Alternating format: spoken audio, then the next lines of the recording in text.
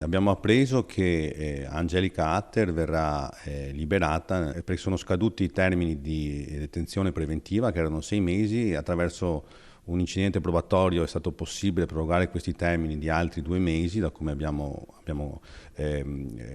capito dai giornali, e praticamente sono scaduti i termini, quindi può essere liberata. Angelica Hatter ha ottenuto la libertà vigilata dopo 8 mesi di detenzione. La tedesca, accusata del triplice omicidio stradale di Marco e Mattia Antoniello e Maria Grazia Zuin, i 3 familiari di Favaro Veneto in vacanza a Santo Stefano di Cadore, si trovava in cella dallo scorso 6 luglio. Accusata di omicidio stradale plurimo aggravato, la 33enne soffre di un vizio parziale di mente, secondo le perizie mediche, che ha compromesso la sua capacità di intendere e volere al momento dell'incidente. Nell'ultima udienza, durante la quale è apparsa tranquilla accanto al suo avvocato, è stata concordata la libertà vigilata con l'obbligo di ricevere cure psichiatriche per ridurre il rischio di recidiva.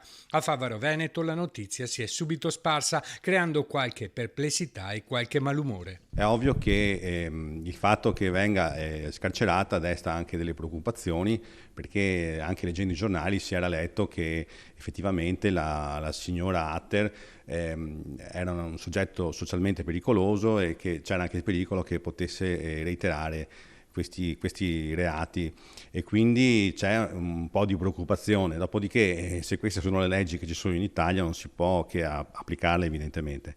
I familiari delle persone scomparse sono ancora molto provate e preferiscono non commentare.